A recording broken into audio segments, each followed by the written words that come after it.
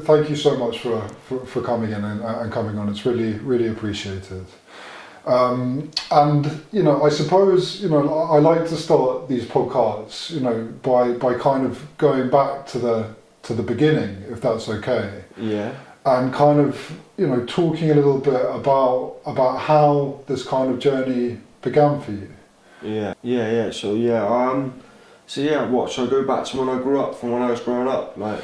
Yeah. Wherever you feel is comfortable. When I was growing up, I was quite fearful, quite shy, and just something wasn't right. I didn't feel right in myself from a young age, and then as I got older, I knew what it was. I was very I felt like I couldn't fit in and quite lonely. But then even lonelier when I was with people. It didn't look like that from the inside, but it felt from the outside looking in. It didn't look like that, but it felt like it. It really did. I started about I say 16, 17, started smoking weed.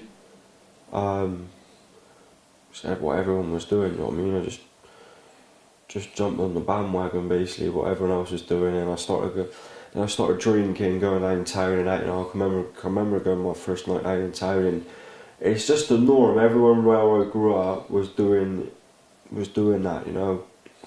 I think that's what most life is. Well, from where I come from, that's what most of it is like. Growing up, going downtown, drinking, partying. And I started going out downtown, started drinking, and I started taking cocaine, and then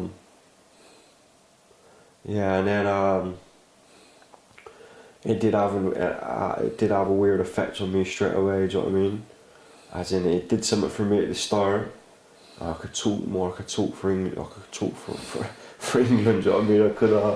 And then all of a sudden, I just used to get real paranoid, like proper paranoid. And then I'd go out once, twice a week. Then might not go out for 6 months. You know what I mean? But I was smoking weed at this time, and I can remember the weed getting so bad. I thought I gotta stop smoking weed. You know what I mean? So I stopped smoking weed, and then and you know what? I picked up another drug. I started drinking and sniffing cocaine quite a lot, and then it went downhill quite fast. You know what I mean? It went downhill quite fast. So then I started drinking and taking coke quite a lot, and I can remember like my dad had the same problems when he was growing up, and I admitted it to my mum and my dad, saying, "Joe, I've got a problem with coke and drink," and it was almost for the wrong reasons. You know what I mean? I didn't want to, because when I was coming in at all hours, what you do, I was thinking, God, what are they thinking? You know what I mean? So it was almost to get the green light to know what I was doing. You know what I mean? And then so I started his reaction was not what I thought it would be. I'd thought out with it, I'd be kicked out. You know what I mean? Not allowed to live at home. And he was like, he said to me, "Oh, if you don't sort out, it's gonna be on you every day in a minute." And it was eventually, within not long, I was taking coke every day. You know what I mean? I was always taking it at night. I mean, how weird as it is, I couldn't go to bed without not having cocaine. Mm-hmm. I needed it to go to bed with. You know what I mean? It was that's a weird one really, but that's how it was. You know what I mean? Because it's almost like it's ones that keep you awake, wouldn't it? You know what I mean? If I couldn't sleep, if I didn't have it, I couldn't sleep. If I did have it, I couldn't sleep. Do you know what I mean? It was torture not having it. Do you know what I mean? It was hard work. And then I can remember the first lockdown happened. It was having consequences, but not that many. You know what I mean? I wasn't getting so much trouble. I was just like so much being annoying to my mum, my dad, worrying them. Do you know what I mean? Taking their peace of mind and that. And then so the first lockdown happened, and then I had the chance to go to rehab, into treatment. Listening to you, it's just got me thinking about a person that's kind of going through it maybe today, and listening to you at those beginning stages, because you describe it as it started like this, and that kind of progressive nature of what it is. Do you think, during those early stages, could there have been anything anybody could have told you, or was this purely something that you were going to do, you had to experience, and it ended up where it ended up? Yeah, alright, yeah. There's nothing, there's no one, I get that, so my mum, my dad, my nan, anyone, my uncle, my auntie, whatever, could have given me all the help in the world, paid for me to go to treatment, all this help, but until I was ready myself, it wasn't going to happen, you know what I mean? And that's why, until I was done, And my journey, I think my journey started when I went to treatment for the first time, That's when and proof's in the pudding, I wasn't ready then, you know what I mean? And I don't know, so much just happened eventually, you know what I mean? I was just done, But I sort of thought, I used to get real paranoid about thinking of dying and stuff. Yeah. I thought, I don't want that to happen. I was and thought, I was 23 at the time, thinking, I got to do something. There's more to life than what I'm doing. Almost being stuck in it and not knowing the way out, really. Yeah. It's confusing, isn't it? Yeah. Those feelings prior to kind of making that step, and it's a big step. It's a big decision to make. That feeling that something was really wrong. You weren't happy. Like you said, described the suicidal thoughts, the owing money, like the stress of all of it. Letting people down, letting yourself down, the chaos. Yeah. Was it those types of things that kind of really woke you up? Yeah, and being like psychotic. I should be real psychotic. I'd be in the hedges looking, hearing things in the edges, I'd be like, it'd honestly go to my head big time, and almost like the embarrassment and the shame and just, I'd sit in there, I'd be laid in bed and I'd be out my head thinking I'd be in bed with a snake and all that. Honestly, it proper went to my head, so it's psychotic. It's what's it called? I don't know. Drug psychosis. Drug-induced psychosis. Yeah, that's it. And then I used to come out of it and almost. I had an experience once. So my mum and dad was away, and I had people in the house disrespecting it and got on a bender, and I had an episode go on, and I thought it was something to do with my sister, and I thought, I had an insight of something, and later out, and it turned out to be true. It turned out to be true in her personal life, and I used to then think, because I was in and all my mates were laughing at me because I said it. They were laughing at me, but it turned out to be true. So I always used to think what I was thinking was true, because I had an insight on something on a bender before, which ended up being the truth. But it's loaded 9 times out of 10, it's not the truth. So I always used to tend to think, is it true? Is it not? You know what I mean? And all that sort of stuff. And that it's fear, innit? It's fear. And I sort of have fear. You know what I mean? I find it hard to sit with myself. That's the most challenging part. Even now, being sober. Yeah, that's hard. Not as bad as it used to be, but I find it hard. Being in my own company and sitting with myself so much. But that's always been a problem, going to go to bed and sort of sitting up for a couple of hours when your head's busy, but there's other nights where it's not like that, Yeah. Well, I think being in sobriety, it's very much a kind of journey of self, with the self-exploration, the self-understanding, dealing with different situations, sitting with yourself, for example, and kind of learning, over time, how to manage that, how to deal with that without kind of succumbing to that urge of wanting to escape it. Yeah. It's where the work is. You know, you hear all the time how difficult sobriety is. It's not easy. Yeah. You know, it takes work and effort. Yeah. Because we're you know, a lot of the time being pulled in another direction. You know, that voice when it kicks in, like you said, when it's on you. When it's on me. I believe it's a disease. Honestly, that's my belief. You know, because it doesn't tell me to pick up a drink or a drug no more. It gives me low self-worth. It helps me find it hard when I'm watching, like I go and watch the football, you know, with my dad, my uncle, quite a lot, and it sort of tell me, it wouldn't let me enjoy myself. Like I've been away with my dad on my bike, and we do it, and I find it hard to enjoy myself. But it's being sat with myself, you know what I mean? And it doesn't tell me to go pick up a bag of drugs or a drink, because it knows I'm not going to fall for that, you know?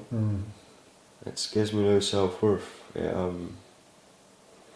tells me bad things about myself, makes me make conspiracies out thinking, are they, you know, it's like, you know, it is, that's how my head is, you know, it's sort of, you know, struggle to fit in sometimes, but it's just, it doesn't look like that, but it does feel like it sometimes, you know, but yeah, that's alright though. I mean, I know I've accepted that so much today, and I can sort of see it for what it is, and I've got tools to be able to like some days I can look at my shoulder and think I'm not going to buy into that thought or that resentment, can't be bothered, but there's other days where I do buy into it, and then it opens like up a load of other resentments, you know, and fears and insecurities and stuff, you know.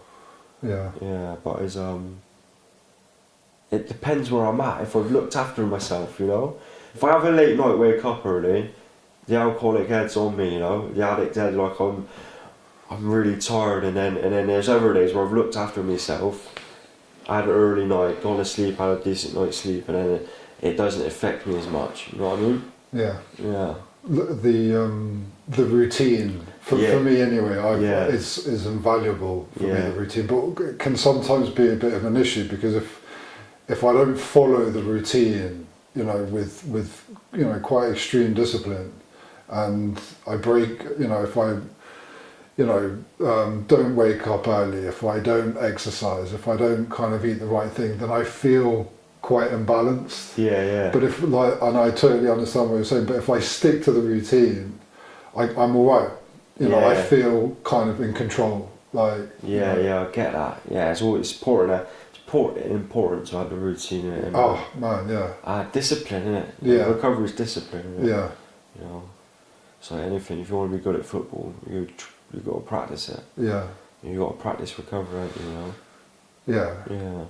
Well, I mean, it's, you know, you're dealing with, you know, yourself. You know, and that's so boring. You've got all the feelings, and you've got all the thoughts, and you've got all the intuitions, and you've got the insights, and you've got the empathy in it. And being sober switches so many things on. You know, you're so awake. You know, your mind's clear, your eyes are just bright white. You know, and you're there, and it's very difficult just to sit in a place because you're experiencing so much. You know, so there is often a temptation to move. You know? It's seeing things through different eyes. You know, seeing the world, yourself, people, and you know, like how are you engaging in like the because you're like 3 years now, I think. 3 years in next month. Okay, so it's just over a month away. And you know how you know, that's, you know, well done. You know, 3 years. You know, well done, man. Thank you. And like, how would you describe, you know, because, you know, I often talk about on the podcast, you know, the treatment is one thing, and you know, the sobriety, maintaining the sobriety out in the world is quite a different thing. How would you describe the tools that kind of help you the most in kind of maintaining it? My routine, and that's the most important thing. Although it's like sort of not as good as it used to be, you know. I'm like busy now, you know, I've got other things going on in my life, and you know, I'm waking up at like 5:30, 6 o'clock some mornings, and I'm like doing my routine, and I'm going out the door where it used to be a real strong routine of like probably 10 to 15, 20 minutes. And obviously go to meetings still, you know, being in contact with other alcoholics and stuff, you know, and trying to give back, you know, like, you know, try to give back in the meetings and in life really. You know, I'm still not great at it, you know, I'm not gonna lie. I'm like, I can still like react and lose my head some days and almost think, oh, why have I done that, you know, and because every time you lose your head you're like, oh, why have I done that, you know, and cause it doesn't feel right to do it anymore. But yeah, like the routine, I quite like being, like, I play football, even though that, I don't know why I do that sometimes, because I don't say I enjoy it. I'm not gonna lie, I'm being honest, I come away from it every week thinking, why do I go and play football, you know, because I don't, it's like I've stopped playing football at 14, because I didn't like it no more. I get to 25, 26, got a couple of years of sobriety, thinking I'll go play football again, you know. But like it doesn't make sense. But yeah, it just I quite like some of the kids there. You know what I mean, there's a good crowd, but like my biking, you know, that's the main thing that keeps me going. Yeah. Like I love that. That's my go-to. You know what I mean? The activities, the hobbies. Yeah, the hobbies, like being active. You know. Yeah. That's good for me. Yeah. Yeah. Because I find the winter hard, but the summer is easy. You know.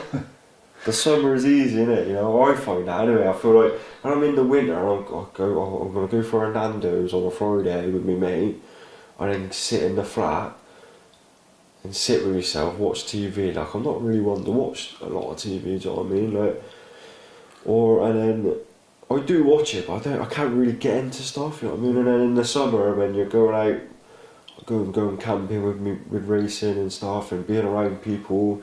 It's almost you're not so lonely as much, you know what I mean? That's when I find it easy. It's when I find in the winter I find it more challenging, you know. And being a sober man, is there anything about being sober, about yourself that you've observed that surprised you? That's a good question actually. Yeah. Yeah, I feel like I can be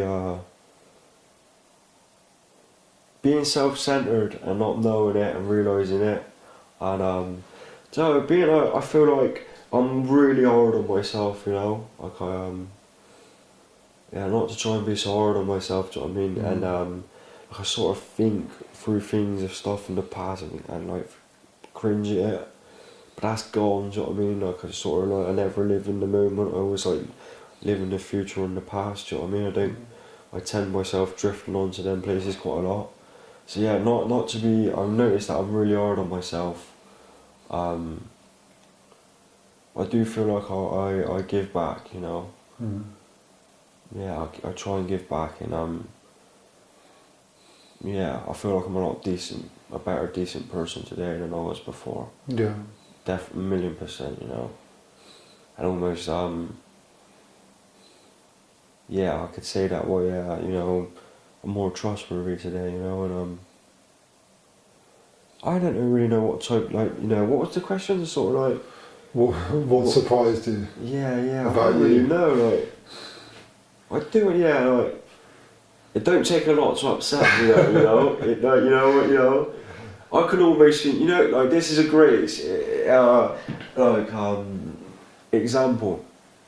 So I grew up where I grew up, going down the road, and it's so, like, people are so rude from there sometimes, honestly.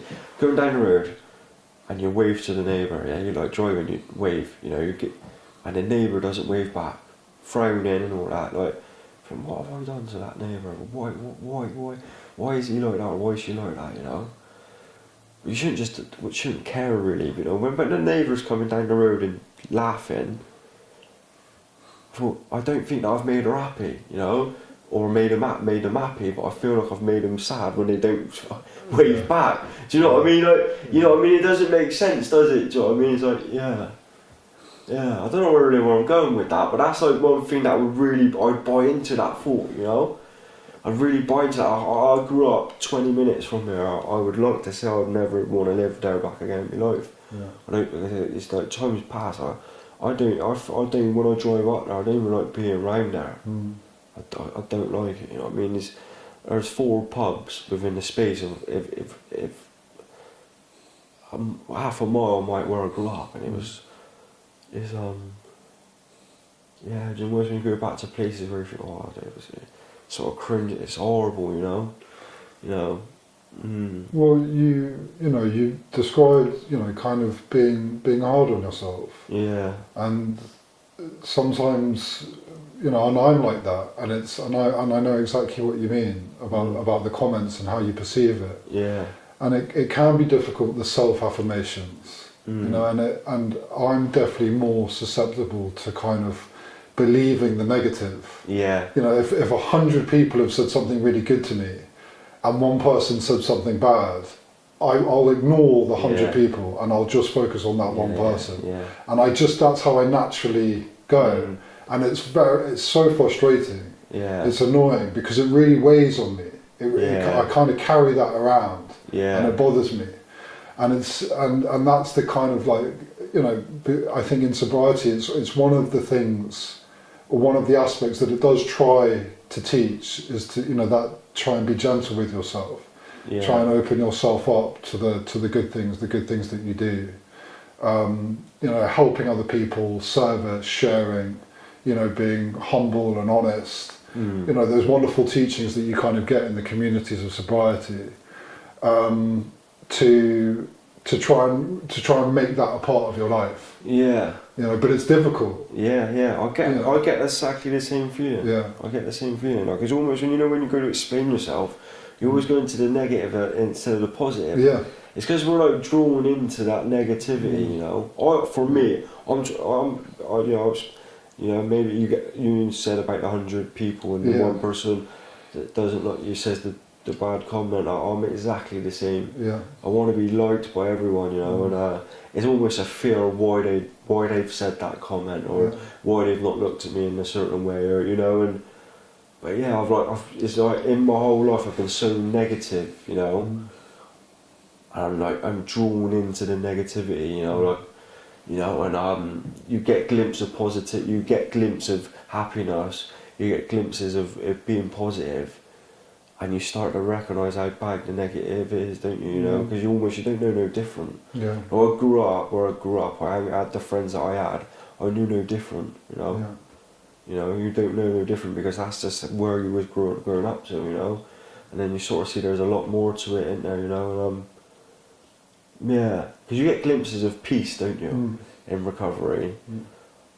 And then when the head turns on for me, and the bad feelings starts to come in, the resentment, the fear, whatever starts to come in, you start to realise it's not a good, you sort of recognise it more when you're sober, I reckon, because you're open, you're more clear, aren't you, and you sort of need to work around it with the programmes to sort of get out of that sort of thinking, you know what I mean, tools in the programme, because you've never had for me, I'm speaking for myself, I've never had glimpses of peace and happiness, and I grew up in a nice household.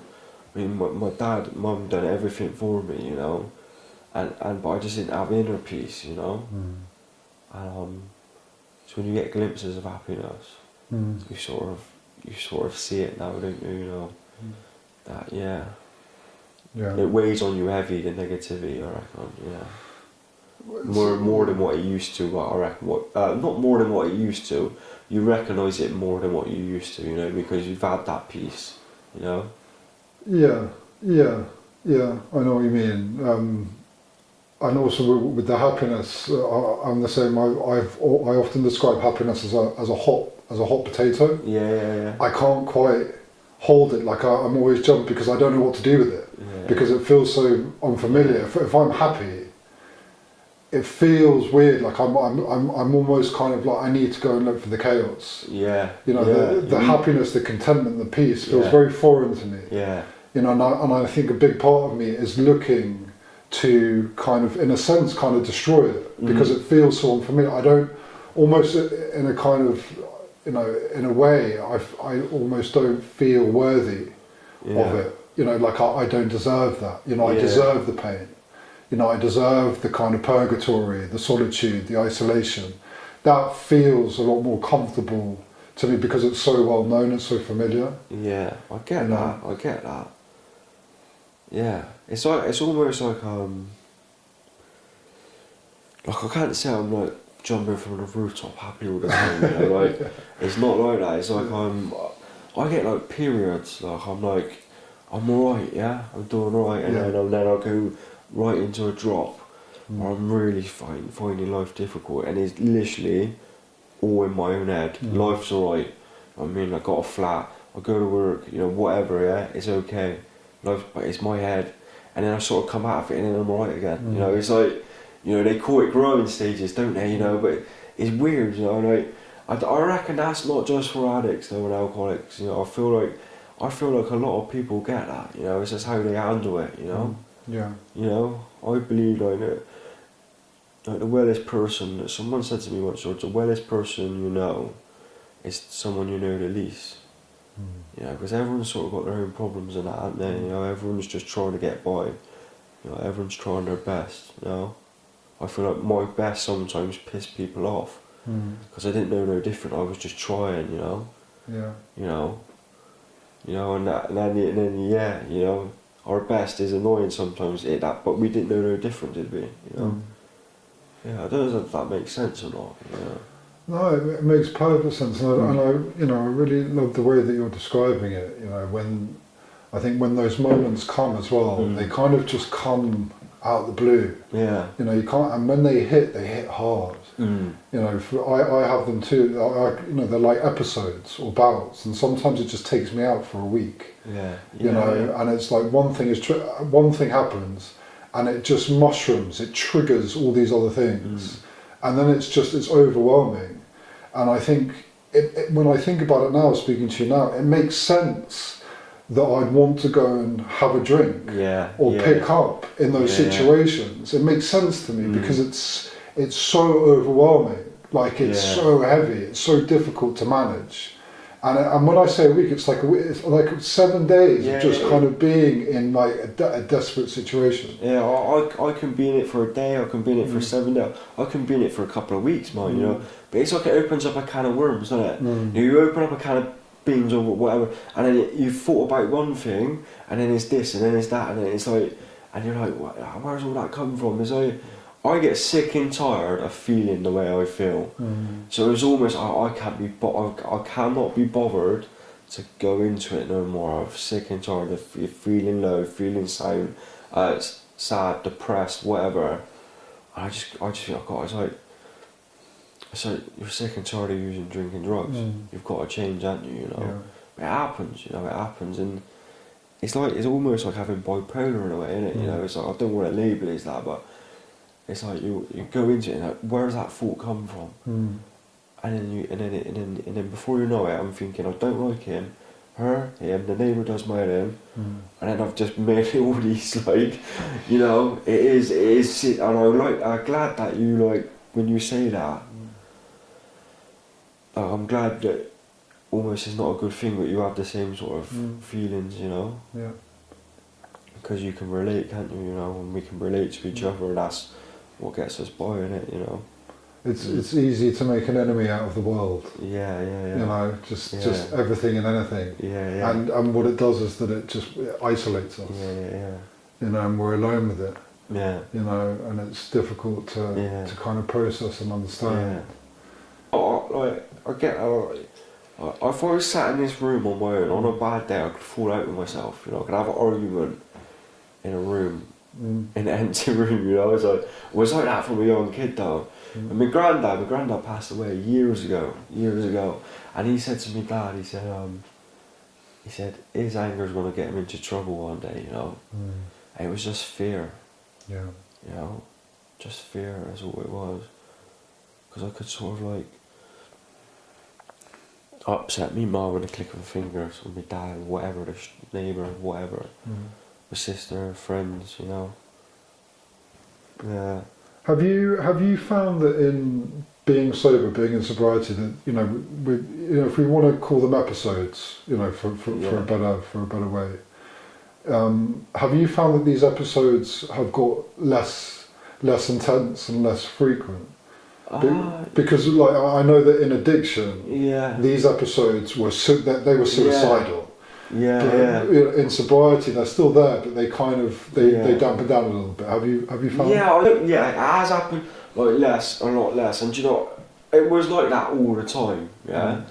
But you don't, because you're in it all the time. You don't know any different, do you? When you get recovery and you go into recovery, and you get moments of like you really recognise it now. And you know what? It happens, but it don't happen often. But it happens. You know what I mean? I say. I don't know, I could be in it for a while, really, like, I find the winter tough, like I'm being honest. I get really, and it's just being able to sit with yourself, sit with your head, and, and I think that's why meditation and yoga and all them things, why they say, like, be able to sit with yourself, innit, block it out, and, I used to be really good at like doing that meditation. I'm not so much in my life so much anymore. Because life took off and then like I sort of forgot about it. But I know what it does for me. Sort of, have you ever had a feeling of like you can feel it happening, and you sort of sit there and sort of have quiet 5 minutes and sort of like try and change your thinking. And I've sort of seen it work. It has worked. But it's easier said than done, isn't it? It is like, it's almost like, so you've got to say, I've got to go dig that hole, I don't want to do it, but you need to do it, you know what I mean? It's like, it's almost like, sometimes it's easy for me to say it, it's wanting to be willing to do it, because it's almost like a comfortable place to sit in it. Does that understand? Does that make sense? Yeah. Yeah. Yeah, no, it does. Like feeling comfortable with feeling like in a bad way. Like, not in a bad, like feeling in that episode, like, yeah. I don't know, not kind of comfortable, it just feels normal. Like, I don't know. Yeah, absolutely. But also I think it can feel confusing as well. Yeah. Particularly being sober, and like in a routine, and kind of doing all the right things, and then to still kind of get these episodes can be a bit worrying sometimes. Yeah. Because it's like, when is this gonna end? When do these things stop? When will I be happy? Yeah, because it's almost like you think you got them, like whatever, you can drive a car and whatever, you're in a race and you're doing football, whatever you do in your life it's like you think it's not even like you could give me all the money, whatever in the world, and it still wouldn't make me happy. It's like, it's like within yourself, innit? I do get that, like, it's like I could go on my bike. I've been in Spain and I wasn't feeling happy,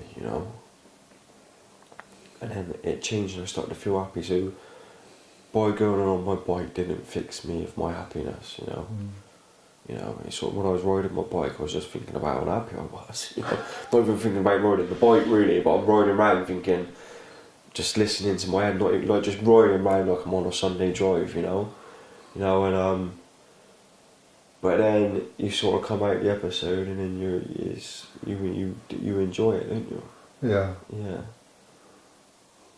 Yeah, I don't know if that makes sense. Like, I don't know. I'm just talking for how it is for me, Yeah. Yeah. No, it makes perfect sense. It comes and goes. Yeah. And I just, listening to you and talking about it and feeling, knowing exactly what you're talking about, it just, I can't help but think, why people end up drinking and picking up, when they're going through something like that. Yeah. That's kind of with them and it's never kind of too far away. you know, it's a big ask to ask, you know, a young person, you know, that's got their whole life ahead of them, you know, all the tools to kind of really go and do anything they want, to be kind of plagued by this kind of darkness that's there in the background. You know, and it's very difficult to know how to navigate. It's very difficult to know how to understand. It's just that I know what I need to do. You know, I know what I need to do is being willing to do it and put the effort in. You know, it's like I was gonna say something, and I've just lost what I was thinking about. It's been almost like, you know, like, I can't remember what I was going to say something like that. It's like when you were on about the episode and that darkness being there, you know, I don't know. I can't remember what I had something I was going to say. It's like a place where you get to, and you think to yourself, why am I feeling like this? You know, I'm in recovery. I shouldn't feel like this anymore. Yeah.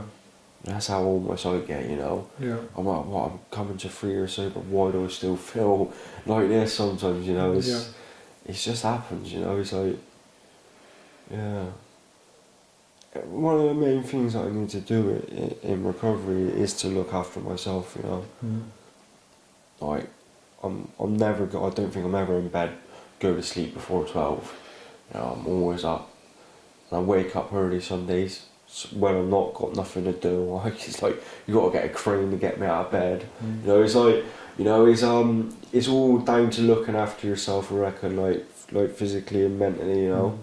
Also, because they say it's like tired, angry, lonely, like you can get, like, not eating can bring it on, you know. Doing too much, not sitting with yourself. You need to sit and relax, you know. Have a nice early night, wake up early or whatever. If you're going to work at 6 o'clock, it's no good going to bed at 1 o'clock, is it? You know, and that's what brings it on. When I'm tired, that's when I'm at my worst, you know.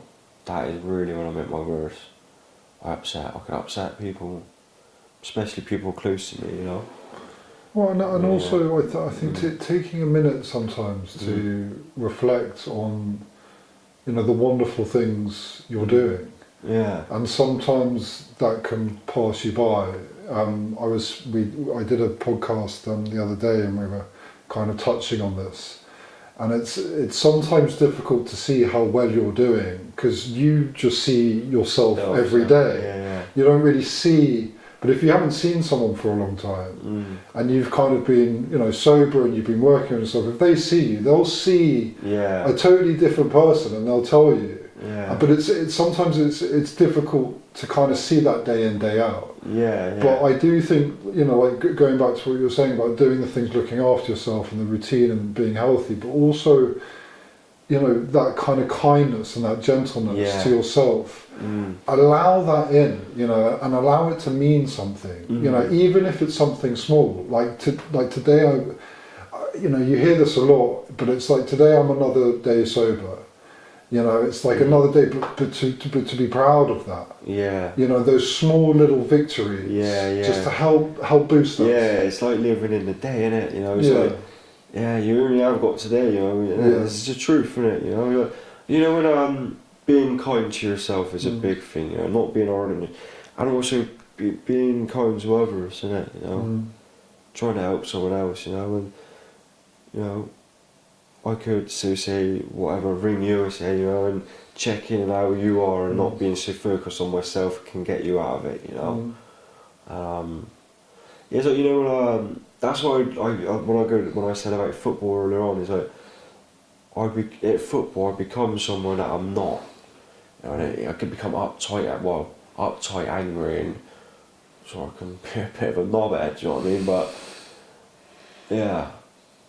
And then that's what I mean, it's like, I don't feel like I'd be very kind, but I know football's a different sort of thing when you're playing football and having a laugh. Well, it's meant to be fun, and I think, he's doing my, like, you know, it's almost like, you get frustrated with it, you know? it's almost, and so that's why I feel like sometimes why I don't know why I go and do it, because it's something that I don't feel like it's long gone for me, you know. But I didn't ever play at decent level, just played over the park and stuff, do you know what I mean? Like, you know, but it's meant to be fun, and it brings the worst out of me, you know. And that's one you said about being kind to yourself.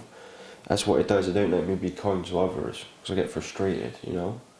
I'm playing over the park where there's like holes in the field, do you know what I mean? I was like, you know what I mean? Yeah. It made me think about because you were in supported housing. Yeah. And one of the things that you know I hope to kind of put across through this podcast is to kind of tell people about supported housing, and to kind of you know give a bit of, because not a lot of people know what they are, that they exist. Mate, I didn't know what the hell they were until I went to one.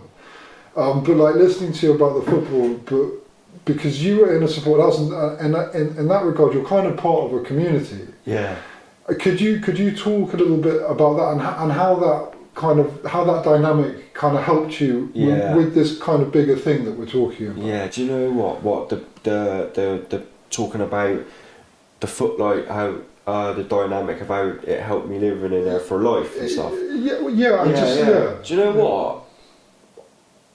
The best times of my life was living in that place. I understand, and I say, my friend has gone in there now from like sort of from from racing and stuff, and he's in there. And I'm jealous of him, you know, because he's ringing me, and he's sat round, and they were the best times of my life, you know.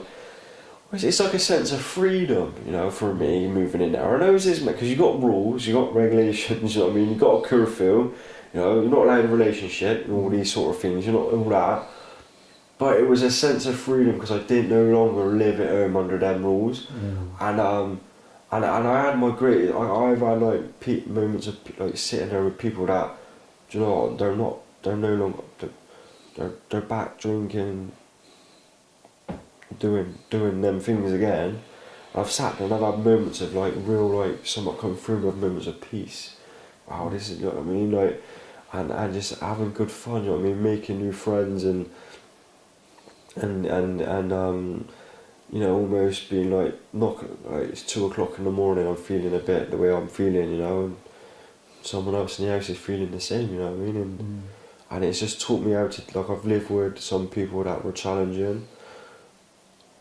I was probably challenging to them, or most definitely would have been, you know what I mean? You know, because our personalities can be challenging, can't they? And you just learn from that. It teaches you how to deal with life, I reckon. Like, it taught me how to deal with situations now where I live now, you know? I've lived with someone that was quite challenging. They might have seen me as quite challenging, and it just sort of teaches you in life, do you know what I mean? Like, it gives you life skills that we almost need to learn, don't we? Like my mum and my sister, like, they don't need that because it's all naturally ingrained in them. They've already got that skill. You know, it's like natural for them. It's not natural. For me, it's not natural. So it teaches me that, and it teaches me how to stay connected with them. You know, and I don't so much, but it changes every couple of months. You know what it's like. Yeah. It can be a different totally community in a couple of months, and but yeah, it's for me, I've found some good friends, you know. Yeah.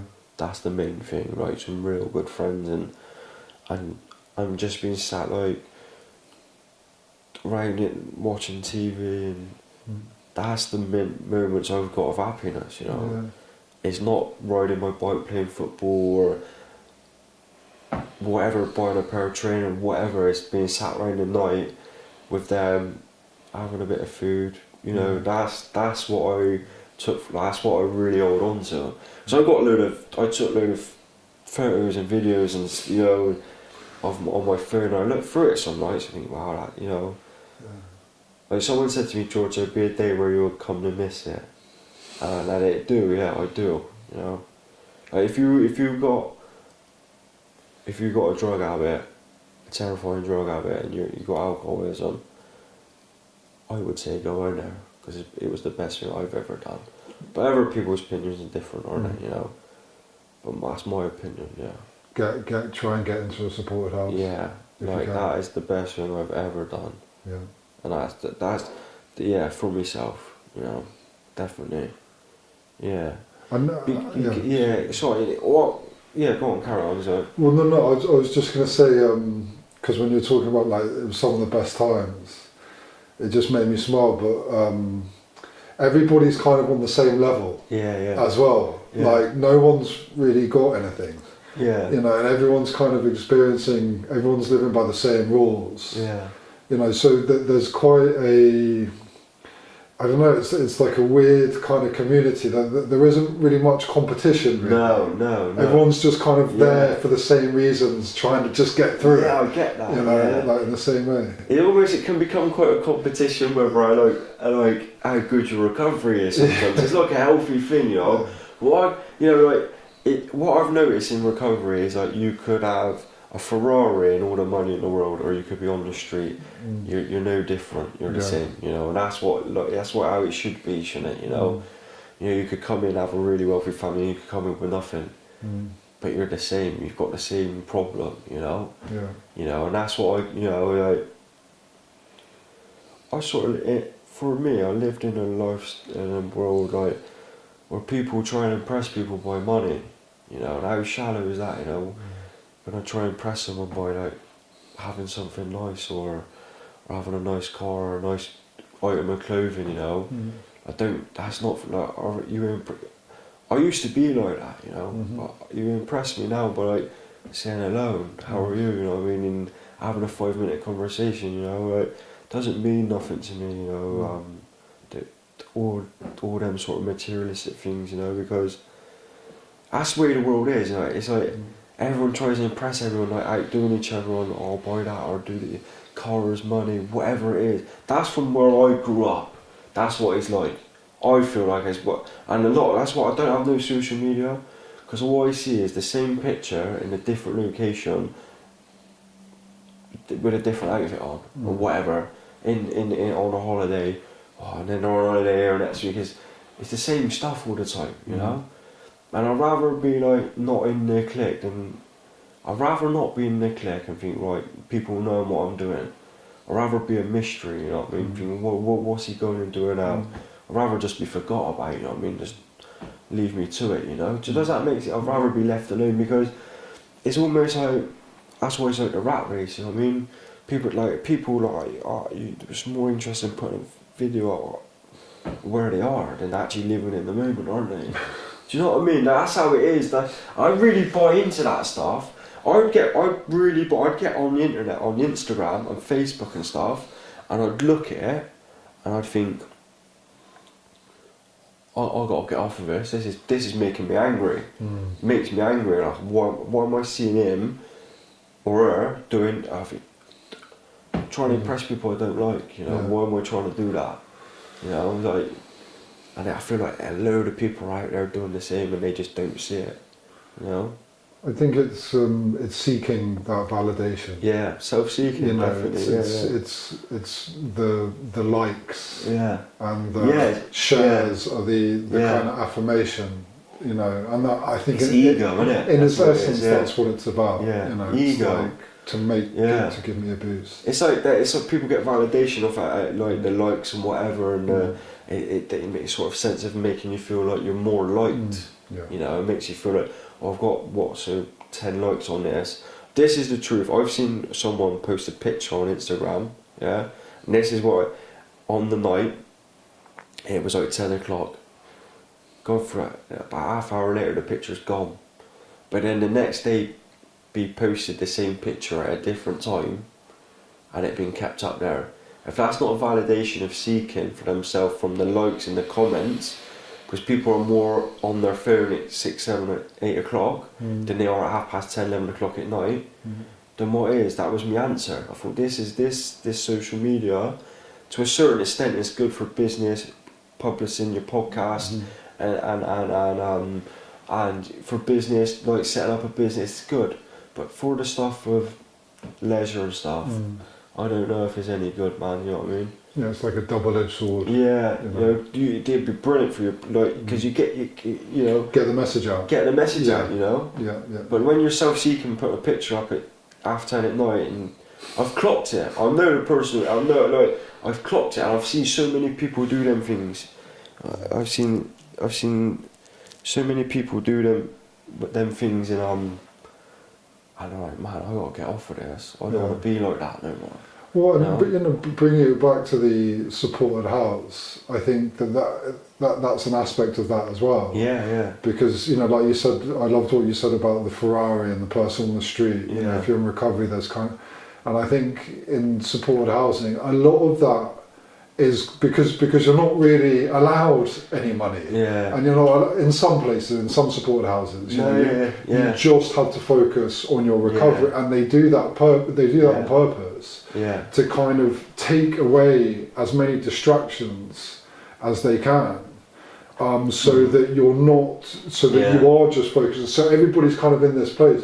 So in regards to like social media and stuff, when I was in the support house, it wasn't really a thing because no one's, you know, no one. I don't know. No one's really seeking. I don't know. I didn't really notice it too much, but when I left supported housing, I picked up on it a bit more. Yeah. But when I was in that, I didn't really feel like too many people were too fussed about what was going on. When I talked about social media and I've done it myself.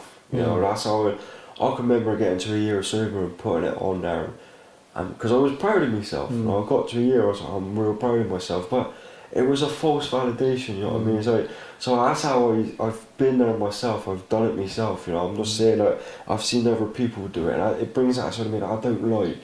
You know, I don't like that. You know, I don't. It's like an ego thing. You know, like it's like I listened to this motocross trainer. He said the biggest war in our world is ego, and it's like it's very subtle, isn't it? Ego is like in everything. You know, that's what I've really learned about ego and like, yeah, I've learnt a lot about them sort of things and sort of seeing it for what it is, you know. It can be good, you need it there, but it can be good and it can be bad. Yeah. If someone else's ego can piss me off, you know. It's almost, you know, but then it's almost like ego, do you reckon I've done good at that then?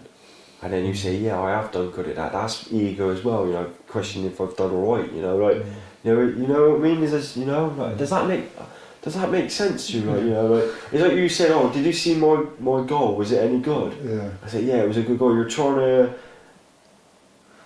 get that validation on you, and I feel like that, you know, it's always in so many things, you know what I mean? Yeah.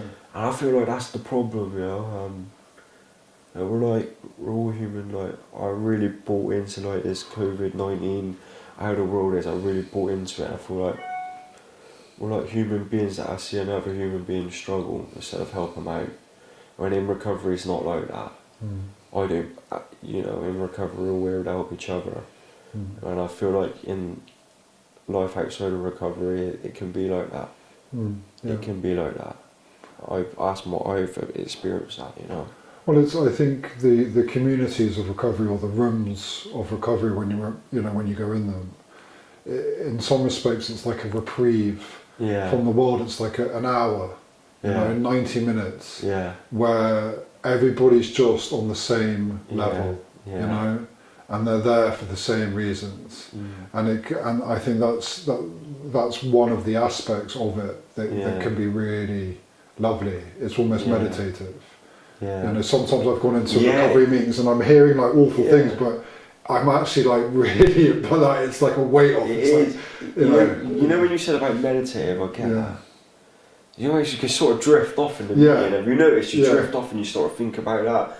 But it's like, you know, that like we're just living where everyone's trying their best, aren't they? You know, it's sort of whether it pisses people off or whatever, we're just trying our best, man. Yeah. I mean, even if we don't know different, we're trying to impress people, buy a new t-shirt or a new car, new football boots or whatever.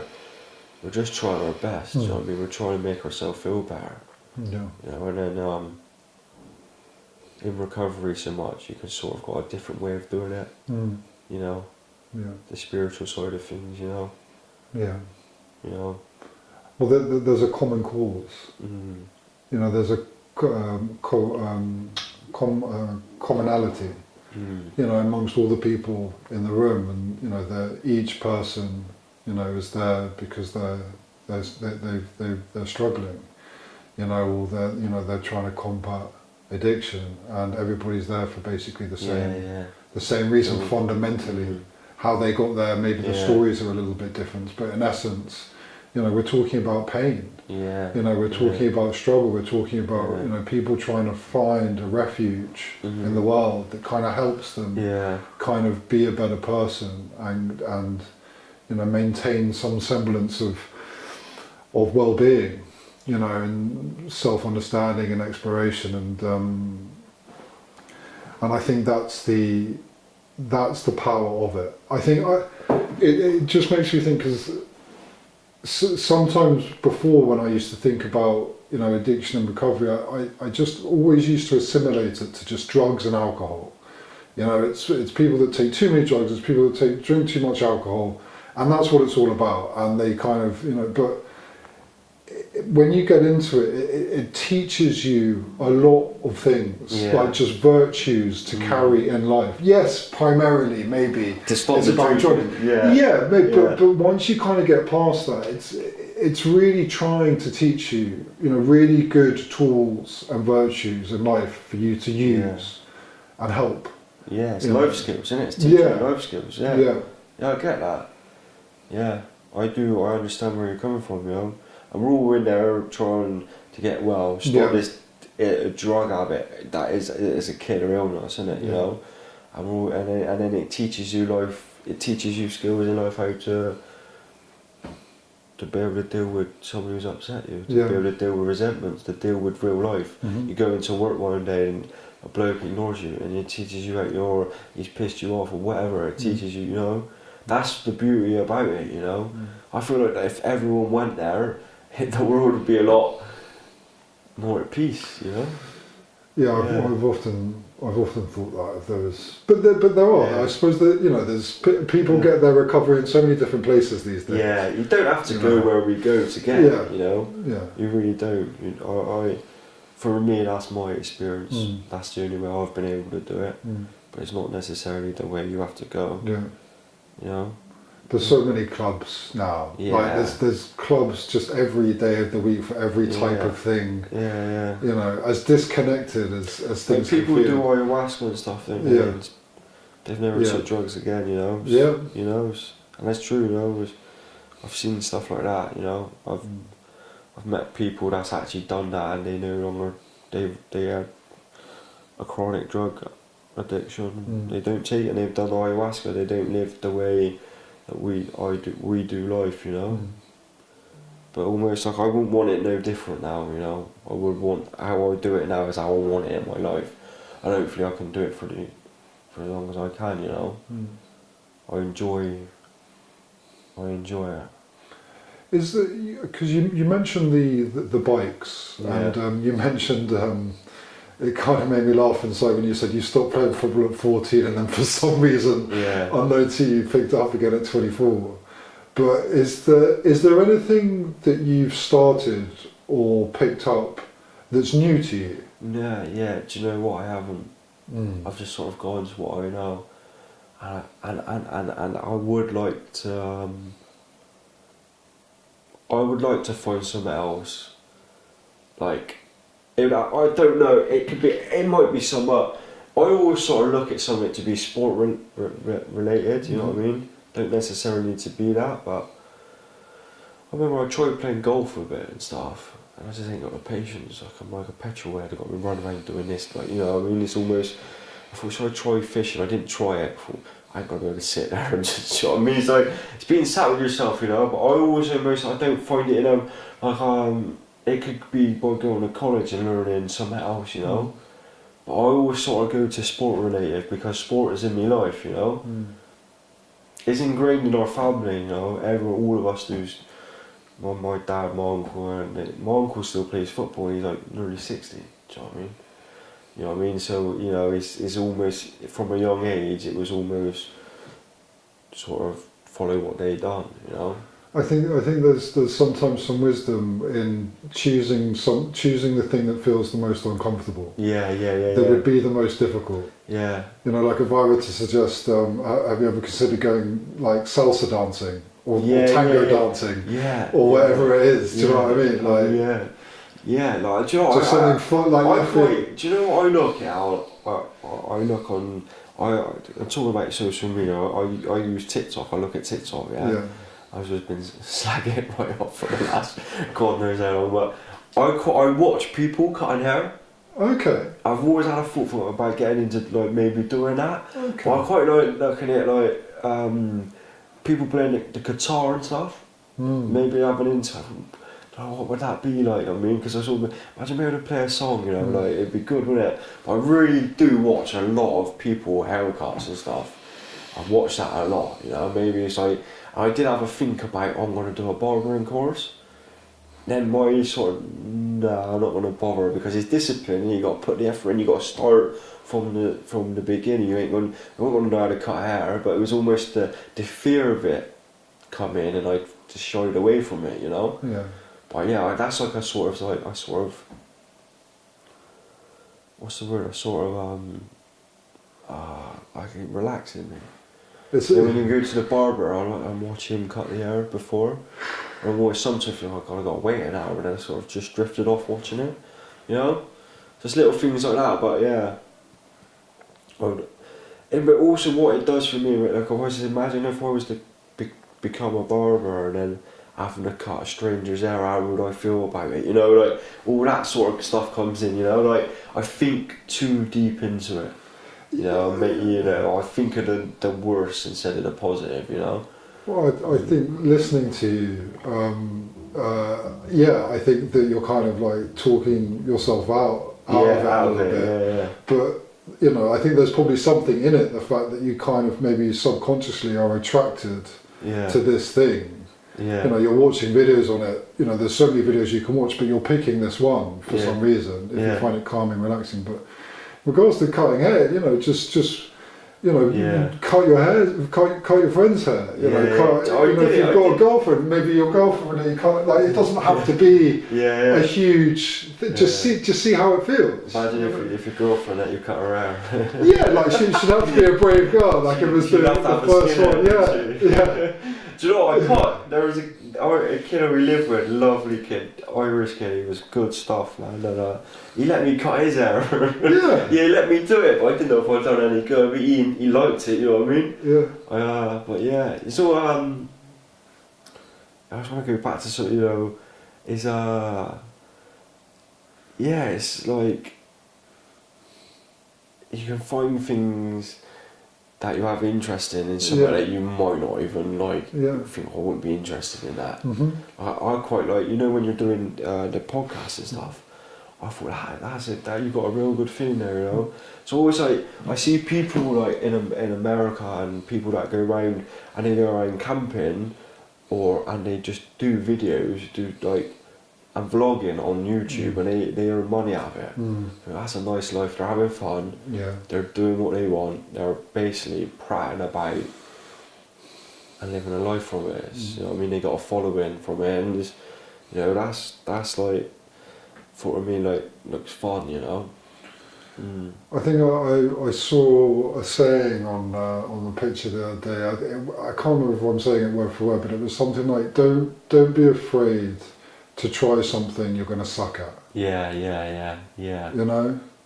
Yeah. Because like anything anybody tries, it's like even those guys that are balling it around the world and they're getting, you know, they're doing these kind of extreme things. Like, you know, at the beginning, it would have been a bit of a grind probably, you know. But I like that though, being good at something like that. Trying something that you would be very good at. So when I go racing, I've been done it best part of my life now. Just, you know what I mean? And I've got to a point where I've got no better. I've made little bits of improvements, and I sometimes say to my dad, I'd love to just start over again and not, because almost your ego kicks in thinking you should be better than what you're doing, you know what I mean? But it ain't, it's fun. And I thought I'd love to start again, just from the start, and do it again, and be the one that's just struggling to get round, you know what I mean? Yeah. You know, and that's like being good, doing something that you'd be just not very good at. I think that is a good way of looking at it, you know? Yeah. Because almost it's like you almost try and be the best at what you do, don't you? Even though, like, you know, there's a lot of people, like, with the stuff I do, there's so many good people at it. Like, the level's so high. But I only do it for a bit of fun, but I can stop myself from having that fun because I think too much into it, you know? Yeah. You know? I'm racing in a month's time, and I'm already worried about it. I'm only going there for a bit of fun, but I'm getting fit. I went training this morning at 6:30. I think, I got to do all this to get, you know what I mean? Like, you know, it's like I just, you know, it's like, yeah, I'm never living in the moment, you know? Yeah. Yeah. Like one of my friends, he's been good at it all his life, and he just says, you just think too much about it. I'm like, yeah, you're right. You're right, you know, and that's when you think about doing something that, I don't know, I had to paint my flat with my dad. I'm not no good at this. And I didn't want to put the effort into it, to be fair, but, you know, it's like being something that you like, well, I'm not very good at it, but you're going to give it a go, you know? Well, and you know what, you know, like, if, you know, let's say the cutting hair thing, just for argument's sake, and let's say you go up to a mate of yours, or, you know, whoever, and you say, look, you know, I'm not being funny, you know, I haven't cut hair, but I like it, I just want to try, would you mind if I cut your hair? Maybe not, but maybe they're like, no way, you know, I'm alright. And that's kind of rejection. It's a rejection, you know, it hurts, you know, like we were talking about at the beginning. It's the negative, the negative bit, and that can trigger us. Yeah. And so it's very scary to kind of venture down that road. Yeah. Because there is potentially a lot of rejection. You know, you get a lot of no's. Yeah. And it can set us off. Yeah. But by doing it and kind of then saying, look, okay, and then asking another person, you know, and another person, eventually someone's going to say yes. Eventually someone's going to say yes. And by doing that, there's an element of training in that. An element of self kind of education, self-training, you know, to better deal with the rejection. Because I didn't get rejection from my family, but I had a rejection as a kid, and it's a horrible place, isn't it? It's a horrible place to be. I didn't get it from my family household. But I got it outside of the household, and it's a horrible place to be. So later on in life, maybe you think that it can be that feeling of rejection again. You know what I mean? It's almost from a young. You've noticed it as a young person. You don't like it, do you? You know, so you almost put you in the fear from something that in the future might be good. You know. Yeah. Mate, it's like with the podcast. Yeah. You know, I ask people all the time. You know, so many people are like, no, man, I'm alright. You know, and it hurts. Yeah. It really hurts. It really gets me. You know, because just like you, my mind amplifies it. Yeah. It's like a million questions and reasons. It sets off for me a fear of whether they like me or not and stuff like that. You know. Yeah. Yeah. In mushrooms, and it's like, you know, well, why? What are the reasons? And it must be me. And but it's not, and it's like you just keep on, and then someone messages back. You know, I mean, look at you. You're here today. You know, like when I reached out to you, it's like, do you want to call? I was so happy. You know, when you said I was happy that you asked me. Yeah. Because I do you know what? It's. I listen to quite a lot of podcasts. I listen to I listen to quite some negative ones sometimes. I'm almost like hearing about whistleblowers talking about the world and stuff like that. It can be quite negative. But I listen to a lot and I'm drawn into it. So when you ask me, I'd like to give it a go. You know? See what that's about. Yeah.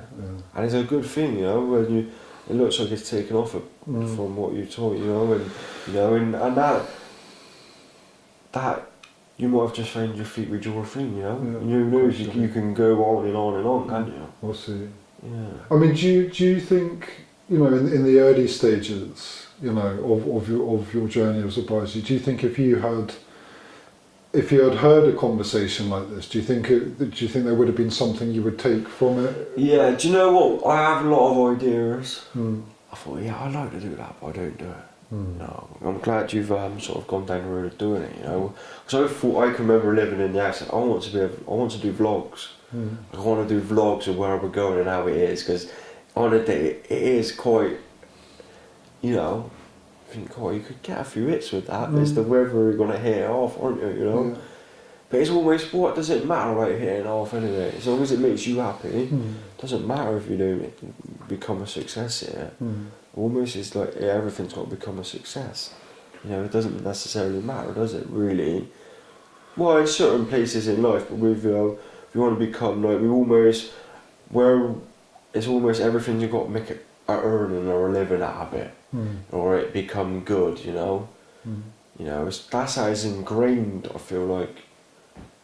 Well, you know, how can you earn any money out of doing that?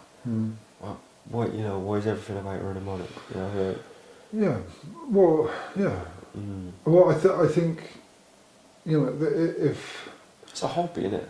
With addiction, you know, I think it can, you know, it can be so isolative, and it can, when you're in it and amongst it, it can feel like you're the only person that's experiencing what you're experiencing.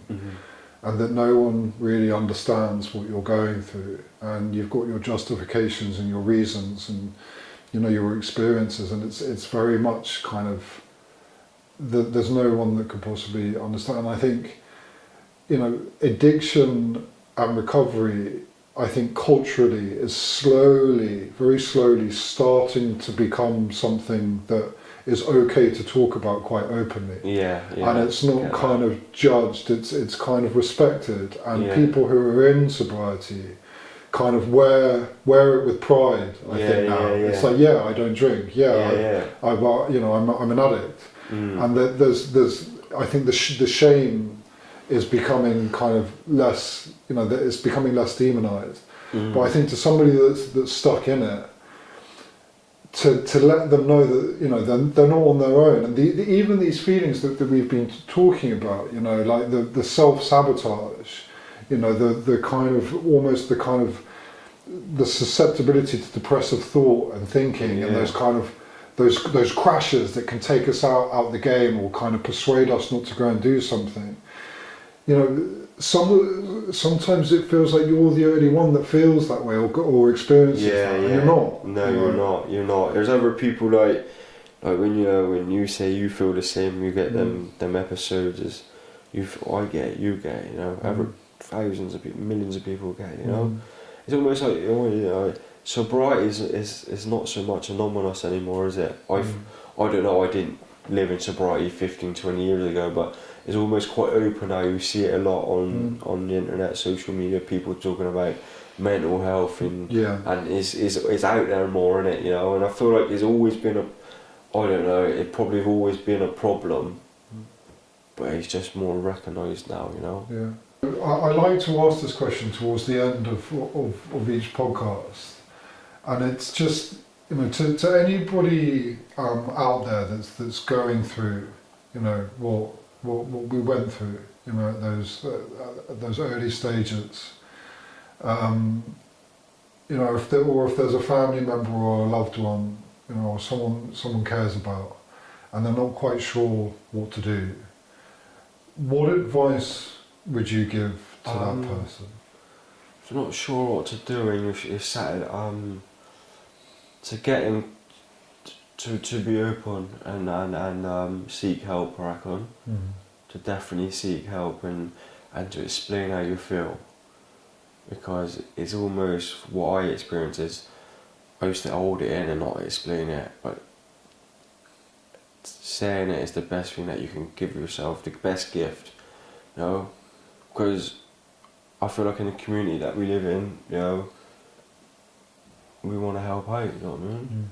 You know, if you're struggling with drug addiction, alcoholism, and ask for help, you know, and people are out there to help, you know, if you go to the right people, you know, and just try and get involved, you know, have a bit of discipline and get involved, you know. Definitely discipline, you know. You're not going to get well sat on the sofa. Yeah. You know? Yeah. Yeah, that's really I could say, yeah. That's what, yeah. I asked for help. I asked for help. You know. Well, you asked for help, you know, we need help, didn't we, you know? Yeah. That's the best advice that I could give, you know, yeah. It's good advice, man. Yeah, thank you, yeah. Thank you for coming on, Yeah, man. Thank you, brother. Yeah, cheers. Appreciate it. Thanks, man, Nice thank one. you. Well